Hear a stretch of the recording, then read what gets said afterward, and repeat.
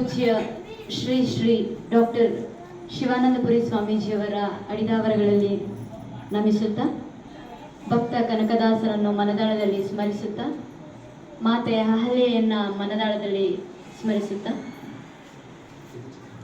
ಈಗ ತಾನೇ ಪೂಜ್ಯರು ಹೇಳ್ತಾ ಇದ್ರು, ನಾವೇನು ಕಾರ್ಯವನ್ನ ಮಾಡ್ತೀವಿ ಅದರ ತಕ್ಕದ ರೀತಿಯಲ್ಲಿ ನಮ್ಗೆ ನಿಮ್ಮೊಟ್ಟಿಗೆ ಒಂದಿಷ್ಟು ಅನಿಸಿಕೆಯನ್ನು ಹಂಚ್ಕೋತೀನಿ.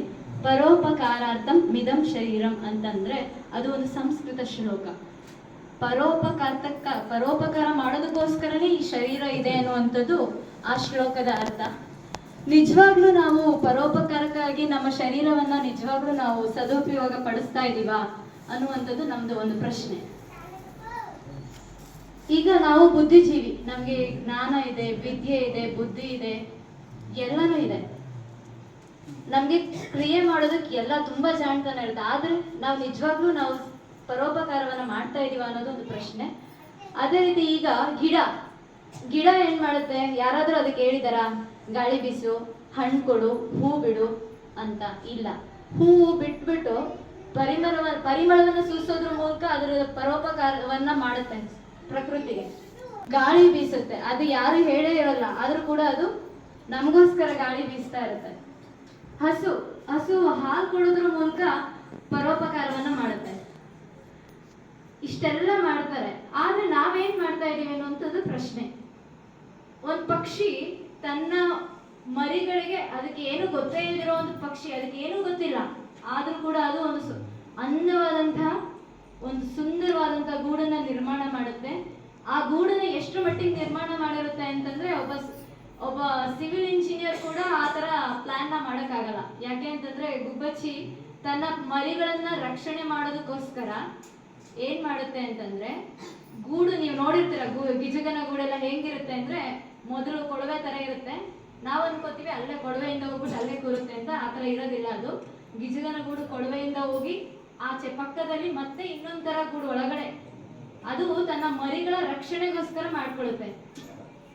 ಎಷ್ಟು ಎಲ್ಲೋ ಇದ್ದ ನಾರುಗಳನ್ನ ತಂದುಬಿಟ್ಟು ಆ ಗೂಡನ್ನ ಎಳೆದು ತನ್ನ ಮರಿಗಳನ್ನ ರಕ್ಷಣೆ ಮಾಡ್ಕೊಂಡು, ಆ ಪಕ್ಷಿಗೂ ಇದೆ ನನ್ನ ಮಕ್ಕಳನ್ನ ನಾನು ಏನಾದ್ರು ಮಾಡಿ ರಕ್ಷಣೆ. ಅದು ಒಂದು ರೀತಿಯಾದ ಪರೋಪಕಾರ. ತನ್ನ ತಾಯಿ ತಂದೆ ತನ್ನ ಮಕ್ಕಳಿಗಾಗಿ ಏನ್ ಮಾಡಿದ್ರು ಅದು ಪರೋಪಕಾರ ರೀತಿಯೆಲ್ಲ ಇರುತ್ತೆ. ಅದೇ ರೀತಿ ಪ್ರತಿಯೊಂದು ವಸ್ತು, ಪ್ರತಿಯೊಂದು ಜೀವಿನೂ ಕೂಡ ಇಲ್ಲಿ ಪರೋಪಕಾರವನ್ನ ಬಿಂಬಿಸ್ತಾ ಇದೆ. ಆದ್ರೆ ನಾವು ಮನುಷ್ಯರಾಗಿ ನಿಜವಾಗ್ಲೂ ಪರೋಪಕಾರವನ್ನ ಮಾಡ್ತಾ ಇದೀವಾ? ಪರೋಪಕಾರ ಅಂದ್ರೆ ನಾವೇನಾದ್ರೂ ಮಾಡಿದ್ರೆ ಅದು ಬೇರೆಯವ್ರಿಗೆ ಒಳ್ಳೇದಾಗಿರ್ಬೇಕು.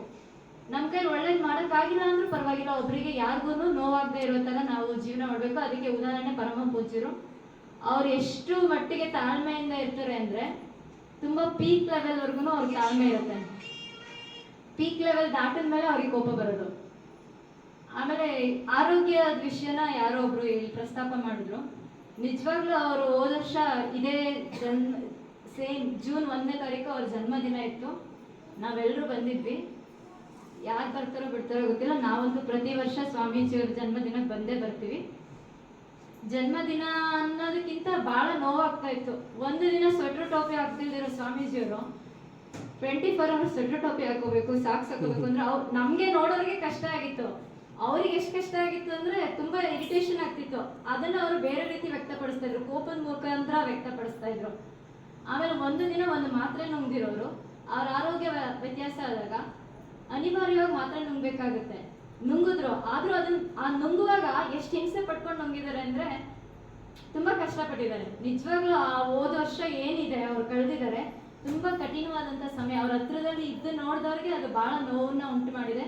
ಅವ್ರಿಗೆ ಆರೋಗ್ಯ ಸರಿ ಇಲ್ಲ ಅಂತಂದಾಗ, ನಮ್ಮನೇಲಿ ನಮ್ಮ ತಂದೆ ತಾಯಿಗೆ ಯಾರಿಗಾರು ಆರೋಗ್ಯ ಹಾಳಾಗಿದ್ದಾಗ ನಮ್ಗೆ ಎಷ್ಟು ಸಂಕಟ ನೋವು ಆಗುತ್ತೋ ಆ ಥರ ನೋವು ಎಲ್ಲರಿಗೂ ಆಗಿದೆ. ಭಕ್ತರುಗಳಿಗಂತೂ ತುಂಬಾ ಅವರ ತುಂಬಾ ನಿಕಟಪೂರ್ವ ಸಂಬಂಧ ಏನ್ ಇಟ್ಕೊಂಡಿರ್ತಾರೆ ಅವ್ರಿಗೆ ಬಹಳ ನೋವಾಗಿದೆ.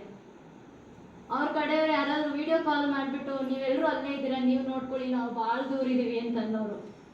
ನಿಜವಾಗ್ಲೂ ಸ್ವಾಮೀಜಿಯವ್ರ ಜೊತೆ ಅರುಣ್ ಸ್ವಾಮೀಜಿ ಆಗಿರ್ಬೋದು, ಕೃಷ್ಣಣ್ಣ ಆಗಿರ್ಬೋದು, ಪ್ರತಿಯೊಬ್ರು ಇಲ್ಲಿರೋರೆಲ್ಲರೂ ನಾವು ಬಂದು ಹೋಗ್ಬೋದು. ಆದ್ರೆ ತುಂಬಾ ಚೆನ್ನಾಗಿ ನೋಡ್ಕೊಂಡಿದ್ದಾರೆ ಸ್ವಾಮೀಜಿಯವರು. ಇವತ್ತು ಇಷ್ಟು ಚೆನ್ನಾಗಿದ್ದಾರೆ ಅಂದ್ರೆ ನಿಮ್ಮೆಲ್ಲರ ಒಂದು ಪ್ರಾರ್ಥನೆ, ಆಮೇಲೆ ಅವರಲ್ಲಿರುವಂತಹ ಒಳ್ಳೆಯ ಗುಣ, ಅವರಲ್ಲಿರುವಂತಹ ಶಕ್ತಿ, ಅವರಲ್ಲಿರುವಂತಹ ವಿಲ್ ಪವರ್ ಒಬ್ಬ ವ್ಯಕ್ತಿ ಎಂತ ದೊಡ್ಡ ಕಾಯಿಲೆ ಬರಲಿ, ಅವನಿಗೆ ಏನಾದ್ರೂ ಒಂದು ವಿಲ್ ಪವರ್ ಅಂದ್ರೆ ಹಠ ಅನ್ನುವಂತಿದ್ರೆ, ಏನೋ ಒಂದು ಶಕ್ತಿ, ವಿಶೇಷವಾದ ಶಕ್ತಿ, ಪ್ರತಿಯೊಬ್ಬ ವ್ಯಕ್ತಿಯಲ್ಲೂ ವಿಶೇಷವಾದ ಶಕ್ತಿ ಇರುತ್ತೆ.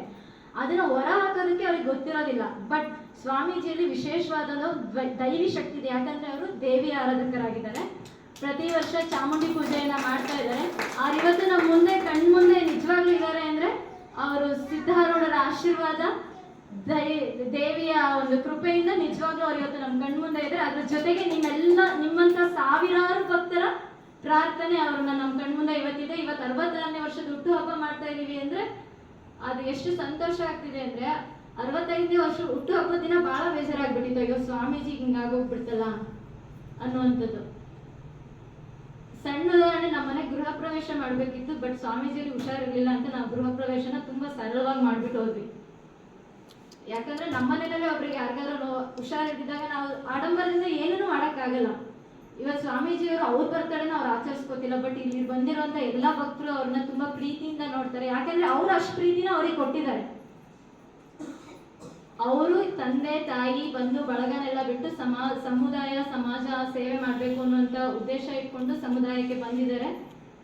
ಜಾತ್ಯತೀತವಾಗಿ ಯಾವುದೇ ಭೇದ ಭಾವವನ್ನ ತೋರದೆ ಎಲ್ಲರಿಗೂ ಸರಿಸಮಾನವಾದಂತ ಪ್ರೀತಿಯನ್ನ ಕೊಡೋದ್ರ ಮುಖೇನ ಅವರು ನಮ್ಮೆಲ್ಲರ ಪ್ರೀತಿಯನ್ನ ಗಳಿಸಿದ್ದಾರೆ. ಇವತ್ತು ನಿಜವಾಗ್ಲೂ ಖುಷಿ ಆಗ್ತಿದೆ ಅಪ್ಪಾಜಿ, ನಿಮ್ಗೆ ನಮ್ಮೆಲ್ಲರ ಒಂದು ಆಯಸ್ಸಲ್ಲಿ ಒಂದೊಂದು ದಿನ ಅಂತ ಕೊಟ್ರು ದೇವರು ಇನ್ನೂ ಹೆಚ್ಚು ಆಯಸ್ಸನ್ನ ನಿಮಗೆ ಕೊಡಬೇಕು, ಹೆಚ್ಚು ಆರೋಗ್ಯವನ್ನ ಕೊಡಬೇಕು ಅಂತ ಈ ಮೂಲಕ ಕೇಳ್ಕೊಳ್ತಾ ಇದ್ದೀನಿ. ಎಲ್ಲರಿಗೂ ಧನ್ಯವಾದಗಳು.